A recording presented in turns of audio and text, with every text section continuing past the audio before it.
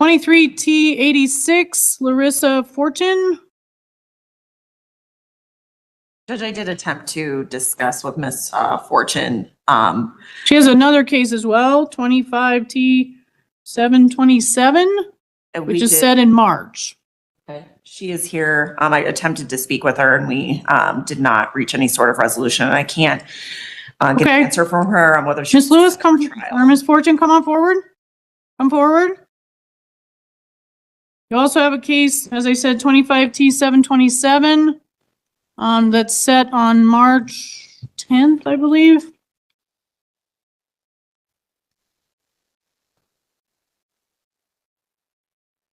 Do you want to set both of these cases at the same time? I am here as a woman of peace by special appearance. So that doesn't answer my question, ma'am. Do you want to set both your cases at the same time to try to resolve both of them together? Before we move forward, may I have a couple of questions clarified, please? What are your questions?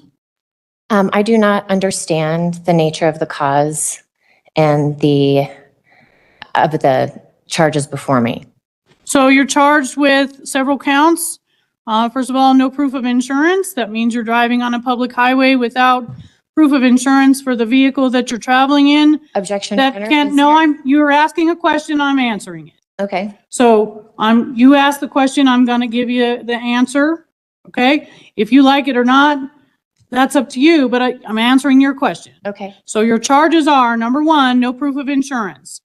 That means that you are operating a motor vehicle on a public highway without proof of insurance or a policy of self-insurance. That can carry up to 1 year in the county jail, up to $1,000 fine, and 4 points against your driving privilege. It can also suspend your driving privilege. Count 2 is driving under restraint. That's a traffic infraction. That means you're driving when your license is under some sort of restraint or suspension. That's a non-alcohol related suspension. That's a traffic infraction that can carry up to $100 fine, 3 points against your driving privilege. Count 3 is driving with expired license plates. That's also a traffic infraction that carries a $35 fine and is a 0-point offense. Count 4 is speeding. That's 10 to 19 miles per hour over the posted speed limit. That's also a Class A traffic infraction that carries a fine and points against your driving privilege. Generally, the fine is $135 for that offense, and it is a 4-point offense. And finally, you're charged with making a turn where prohibited by a traffic control device. That's also a traffic infraction that carries a fine and points against your driving privilege. Those are the charges that have been filed against you. Is there any injured party that's present here today? There's not required to be an injured party for traffic offenses, ma'am. Is this a civil or criminal case? Is there a requirement for me to obtain a registration, license, and insurance? There is a state law requirement for that, yes. That's why, I mean, you're charged with not having that. If you have that, that's a way to resolve the case. But the state law is requires anyone operating a motor vehicle on a highway in the state of Colorado is required to have a valid driver's license and proof of insurance and current registration for the vehicle. Ma'am, my next question is, that is in conflict to the Constitution, which states that I do not have to have a license. It is not in conflict with the Constitution, ma'am. It is directly authorized by the Colorado Constitution. Colorado Constitution authorizes the legislature to enact laws for public safety regulations, which is what these are. And so it is absolutely permitted and allowed under the Constitution, and there are multiple cases that indicate that, including the Constitution itself, that says the legislature can enact laws for the public safety on the public roadways. Well, and in that case, wouldn't that be underneath the enclave clause with Article 1, Section 8, Clause 17? No, it would not, because the judicial department is permitted to enforce the law. So This is why we have three branches of government, okay? The legislator makes the laws that people are required to follow. But there are over 60,000 laws. Are people supposed to be required to remember all of those laws? Oh, you can't, I mean, I understand that you're not going to know all of them, but basic traffic laws, which is why you get a driver's license, you go through some basic training for getting your driver's license and have some education on those basic laws at that time. And it is required to have a driver's license to operate a motor vehicle on the highway of Colorado. Well, Ma'am, I'm not going to have a debate with you about public policy. These are authorized by the Colorado Constitution. ma'am, I'm not And by the debating with you. legislature. I'm actually asking for clarity and I'm asking questions for clarity. I'm giving you the answer, and they are absolutely authorized by the Constitution. My next question would be, with Article 13 and 14 that shows that there's a dual system of law. With that dual system of law, can you please provide evidence that I am under the subject matter jurisdiction of the United States, as I am a woman under the Republic of Colorado? So, And since there is a dual system of law, I'm asking moving forward to provide the subject matter so jurisdiction. the court has subject matter jurisdiction pursuant to Article 6 of the Colorado Constitution, Section 16 and 17, Colorado Revised Statutes 18-1201, Colorado Revised Statutes 13-6106. That's the jurisdiction. So the court absolutely has jurisdiction.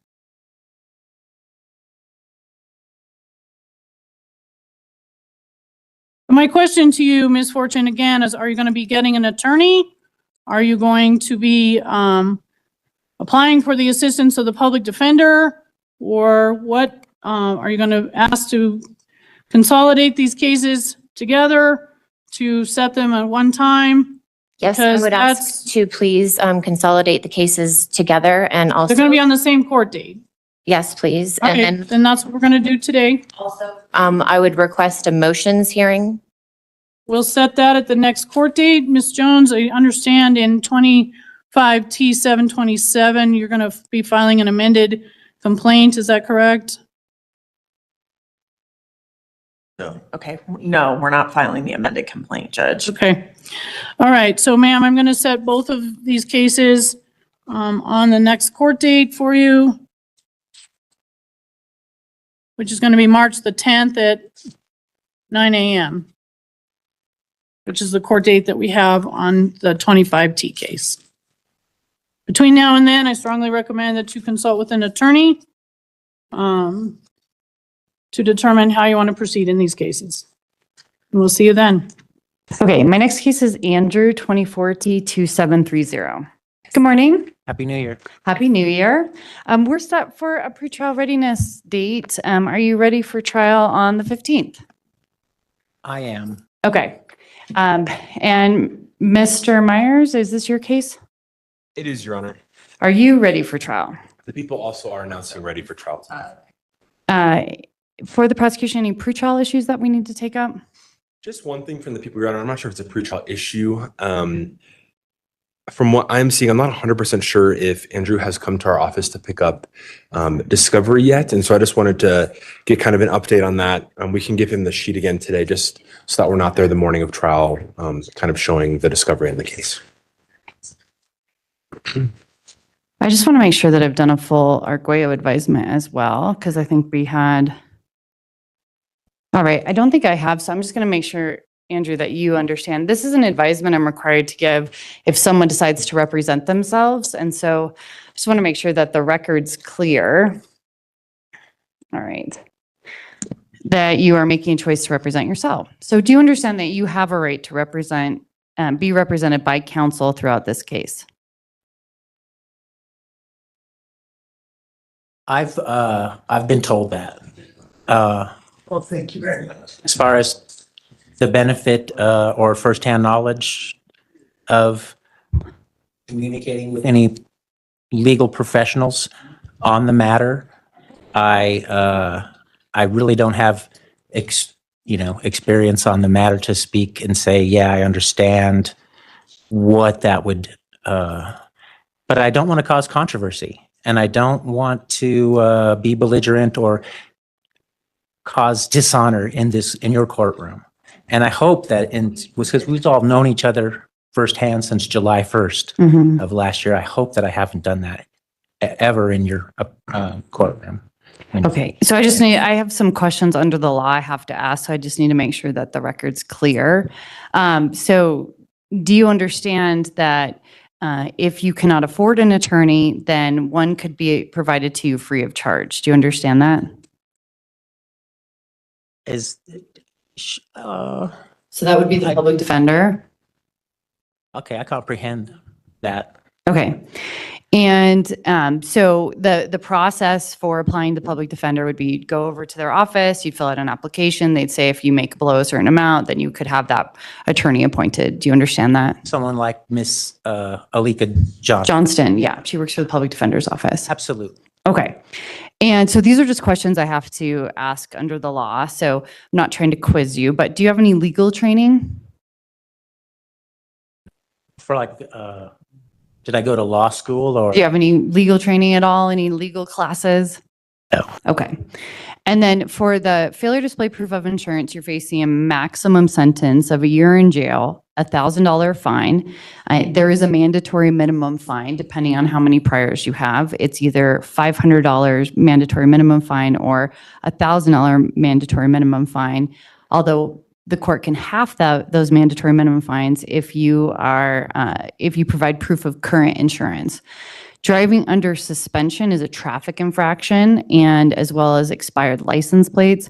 So you're facing up to $100 fine on those cases. Do you understand the possible penalties that you're facing?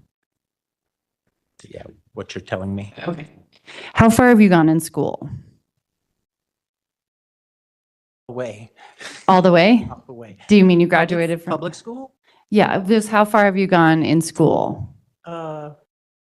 Well, before 2020, I was known as a master electrician. So I had completed, some stuff with Emily Griffith and had even a license as a master electrician and was at that time, purporting myself to be an electrical contractor, Okay. you know. So did you graduate from high school I or have get your GED I have a or diploma from. you have a diploma from your high school? Okay. And then Emily Griffith, for the record, is a trade school, but can also have like a secondary school beyond high school. Right. Is that right? Okay. All right. And then are you under the influence of any drugs, medication, or alcohol that would affect your understanding of today's proceedings? I am not. Okay. Do you understand that criminal law is a complicated area and that an attorney trained in this field could be of great help in preparing and representing your defense? Criminal law. Is this criminal case? This is a criminal case. Okay. I comprehend that. Okay. And do you understand that you have a right to remain silent and that anything you say can be used against you in court? I do not understand that because I was compelled to participate in the competency evaluation. And when they said they called and, I really have honest phone records from Comcast, whether anyone called or left a voicemail, and they didn't call the number that we provided them. And I went to jail for that for 3 days because I didn't want it to, I wanted to remain silent and not testify against myself, but they contracted a psychologist from Canada who works on a case-by-case basis. And she basically, made me uncomfortable and threatened me and said if I'd already gone to jail for 3 days because somebody said they left a voicemail. And I didn't want to testify against myself. So as far as the right to remain silent with someone threatening me to go back to jail with like a gun in my head, I am forced to go against my beliefs. Okay, so in trial, what will happen is if you make statements, the jury can take that in consideration of what statements you're making. So during trial, if you have an opportunity to testify, and we'll talk about that in the middle of trial once there's that time for any defense case. But any statements you make in court in front of the jury, those could be used against you. Do you understand? And I really didn't come here today either to make any statements. I didn't know that we were going to have questioning like this, Yeah. where I'm still, all these questions that you're asking me, I'm answering them under duress. Okay. Because I'm supposed to be downstairs with Judge Gorman 7 minutes ago over the exact same stuff, and I've already done some time, and I don't want to cause dishonor. I don't want to cause controversy. I am seeking to correct my status. And I'm here by special appearance. I don't know what a fashion plea is. And last time I was with you, I was going to ask, you said a word to me if I found anything, and you used this word, and I was about to ask you what that word was or what it meant. And then that's when Mr. Myers approached me with the discovery. And so I was still trying to focus on what we were talking about or what you were saying. Do you remember what that word was? It was about if I found anything in the time that when we'd last seen each other. And I think the word started with the D, and it was like dis something. Did you find any? I trust that it was like a question, but it was you were saying, I trust that you didn't find any. And I don't remember what I said, And but then that's right when he came up to me and so let me just ask you these questions then. So it sounds like you understand that at trial, if you decide to speak, that those words can be used against you. These are questions I'm required to ask because you're representing yourself, and I'll talk about the process for trial. But you should understand that you have a right to represent yourself, but by doing so, you take a great risk of not properly presenting your case. And so do you understand that you have a right to confront the witnesses against you and cross-examine them? So in trial, the way that would work is if the prosecution calls a witness to testify, that person would get sworn in. The prosecution would ask those people questions, and then they would sit down, and their direct examination would end. That would be an opportunity then to cross-examine them or ask questions. So you don't have to cross-examine someone. The burden of proof is on the prosecution, which means that they have to prove this case beyond a reasonable doubt. You're not required to ask questions, but you do have a right to ask questions of those witnesses. I could depose these witnesses, basically. Well, we don't use the term depose, but you can ask them questions. Okay. And so you can ask them questions under the law as part of the trial. Do you understand that? Okay. And do you understand that you have a right to have witnesses you choose compelled to appear and testify on your behalf? So if you believe that someone, you'd like to bring in a witness, I'm not sure if there was anyone there with you on that day, but if there's someone that would come voluntarily, you can just ask them to come in and they could testify on your behalf. If you want someone to receive a court order, there is a process that you would go in. You'd file something with the clerk's office asking me to approve those subpoenas. If I approve them, then you would have someone not related to the case serve them. So you could have a private process server or the sheriff's office serve them and say, this is a court order to come to my trial. You could also have a third party not related to the case serve those people and ask that they be here. So do you understand that you have the right to have witnesses you choose court ordered to be here and testify on your behalf? What do you think the likelihood would be of us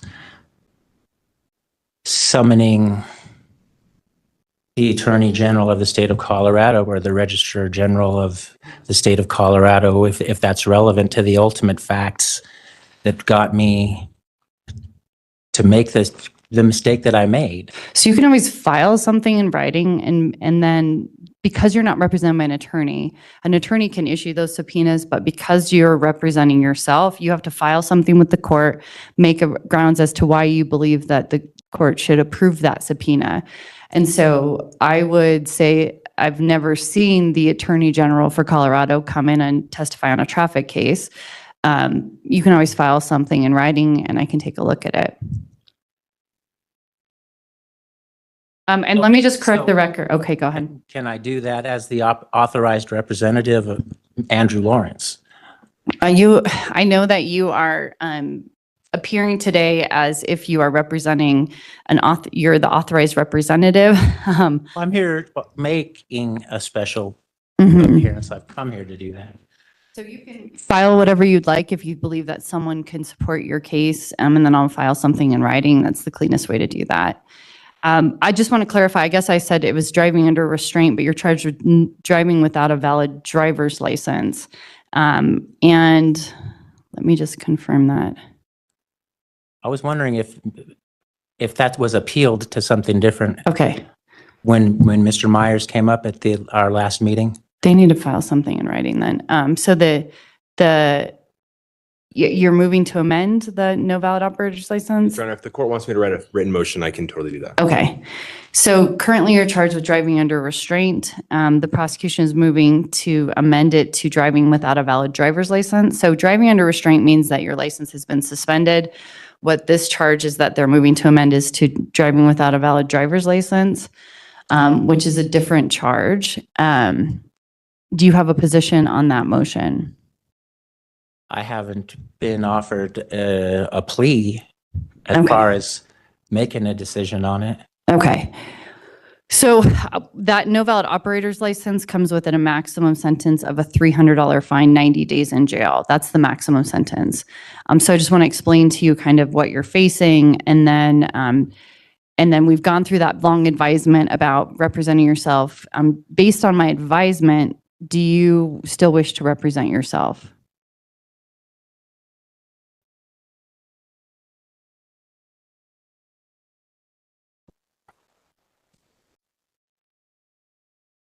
I'm not sure of the legal implications of me using the word myself. You know, and when I'm looking at pro se, it's is it speaks for himself? So are you making a knowing decision to not use an attorney in this case? Based on, yes, based on what the Bible tells me that Jesus says about attorneys. No offense to anyone. Okay. All right. So I'm going to find that your decision to, as I deem it, represent yourself, because you're not using the public defender, you're not hiring an attorney, is made knowingly, voluntarily, and intelligently after a full advisal of your rights that you have in this matter. I've explained how to have a subpoena based on my observations of Andrew. I make a determination that he, based on his demeanor today, he does understand everything that I've just advised him of. And so I will find the waiver of counsel been made knowingly, voluntarily, and intelligently. So the prosecution has said you have not picked up discovery, which is the evidence in the case. So we can give you information to do that, but so that there aren't any surprises on the day of trial, you should go there today to pick up that discovery and make sure that you have that so that you're prepared, okay? Okay. I do have another case. In front of Judge Goman, yeah. We let them know that you'll be late. If anything goes wrong in there, how would I get the discovery? Say I was put in the dungeon? File something with the court and then we can talk about it on the day of trial. So I'm going to explain to you the way that trial works. And so the morning of trial, what will happen is we'll check in with everyone to see if they're ready. I would suggest that you watch a trial beforehand. I do have a trial that I believe is going on this Thursday, so you can either come in and watch. I usually live stream my trials unless the defense objects, which means that you could log in and watch the trial. So then when we're ready, the jury will come in. We'll have 12 people that will sit in the jury box, and then we will have some extra people that will sit behind the prosecution. We will ask questions, preliminary questions of everyone that are legal ways that they could get kicked off the jury. For example, we can't have someone that's a police officer serving on our jury because of the charges. So then we have and ask questions of everyone. And then we will ask questions of the 12 people individually. I ask questions of everyone, and then I turn it over to the prosecution. They have 15 minutes to ask questions of the jury to see if they're a good fit for the jury, and then you will have 15 minutes. You don't have to ask them questions, but everyone gets equal amount of time. After that point, I'll ask if there's any challenges for cause. What challenges for cause are whether you believe that under the law, this person cannot be fair. And so there have to be legal reasons for them to not serve on our jury. Once we decide the challenges for cause, if anyone is dismissed for a challenge for cause, the extra jurors that we have in the back will sit in that person's seat. And then we do what's called peremptory challenges, which means that each side gets three people that they can ask not to be on the jury without stating a reason for doing so. So what will happen is we'll go back and forth for each party, and I'll issue a written order regarding this, but each party, so I'll say for the prosecution, you exercise your first peremptory, and then they will decide the jurors will be numbered. So if everyone's happy with juror 1 through 6 and they accept that jury, then we will have 1 through 6 on our jury. If someone says, no, I don't want number 6, then number 7 will then be on our jury. So we'll go back and forth until either party has accepted the jury as situated or they've exhausted their peremptories, meaning they've used up all of their 3 peremptories. So once we do that, then we'll have a jury. We'll take a break. I'll swear in the jury, and then we'll start the presentation of evidence. Then the jury will come back in. I'll have some instructions to read to them, and then we'll go to opening statements. Opening statements are not evidence, but they give you an opportunity to tell the jury what evidence you expect to be presented. You don't have to make an opening statement. You can also reserve any opening statement until the presentation of your case. So the prosecution makes their opening statement, and then I'll ask you if you'd like to make an opening statement. I'll give each side 10 minutes for that opening statement. Then we go to the prosecution will call any witnesses that they believe prove their case beyond a reasonable doubt. For the prosecution, how many witnesses do you intend to call? Just one moment, Your Honor. So what will happen is for each witness, the prosecution will ask that witness questions, and then they'll sit down. And then that will be your opportunity to cross-examine or ask questions. Again, you don't have to cross-examine them, but if you decide to do that, you've made a decision to represent yourself. However, there are certain bounds, so I can't help you through this, but I can explain to you my rulings.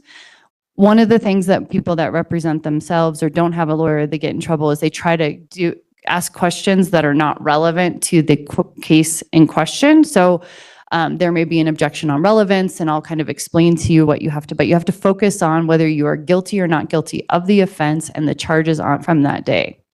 The other point that people that represent themselves get into trouble is that they start to argue with the witness. So just make sure that you are asking questions and you're not arguing. Okay, all right.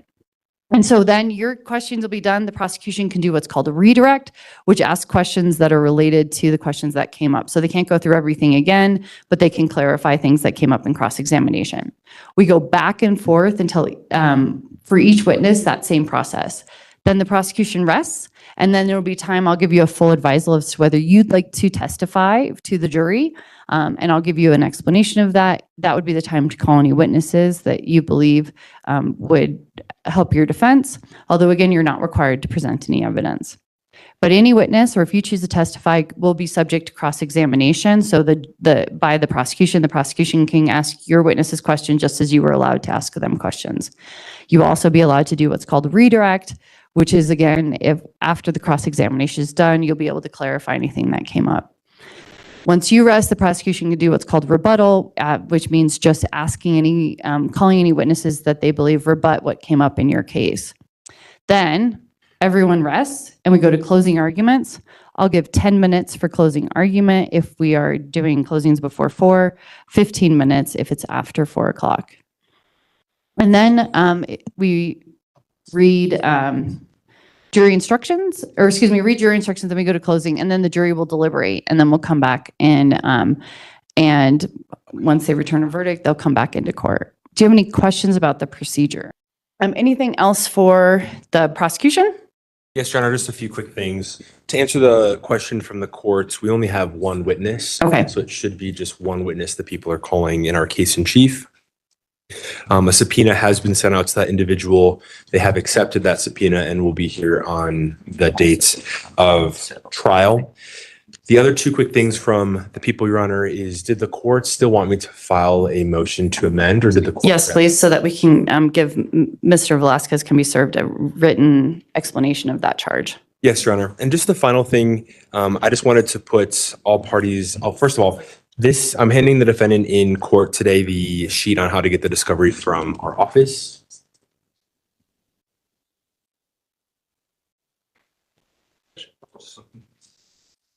Okay, I would just again put on the record, I've made this record when I've given Andrew that paperwork in the past. He is required to give a government issued ID to pick up the discovery in the case. So I just again wanted to flag that potential. Is there a way to flag the case to just ask that they provide Mr. or Andrew a discovery without that ID? I can put that into my file, Your Honor. I think the discovery, kind of their procedures might be a little bit over my auspices, but I can put that in our file to see if they'll be able to do that. Okay. And then the final thing from the people, Your Honor, is I just wanted to put all parties on notice that depending on how some of the events go at trial, the people might invoke Rule 201 for the court's minimus that was published publicly on November 18th of this year with just some of the relevant information, depending on some of the stuff that comes up at trial to give to the jury. I just wanted to put all parties on notice, but that is the only record from the people. Okay, so you would ask the court to take judicial notice of the minute order? Yes, right. Okay. So what that means is that they may ask the court to take notice under the law that this minute order contains information. I'll take that up in trial because I don't know how that would be relevant at this point, but it may be relevant. So we'll take that up at trial, but he's just placing on notice. There's an evidentiary rule called judicial notice that the court can take notice of certain things, including court records. And that's Rule 201? 201. Okay. Okay. And Your Honor, if the court could, I can put in my file as well, but if the court puts an order potentially saying that he should be ordered to pick up the discovery, obviously understanding his the issue of the government ID, I can also note that for our staff. I think hearing it for myself, but also hearing it from the court would be beneficial as well. Okay. I mean, I'll put in a note that he receives information. I'll tell him that he has to pick it up, but it's his determination of what he'd like to do. If he's making a choice not to, then. Yes, sir. Well, does that help? Well, like what he's saying, for them to release it? I don't understand your question. Like if I go down there with no government issued ID and no, Do you not have a government issued ID? Okay. How many pages of discovery? Is there a body worn camera as well? Give me just one moment, Your Honor.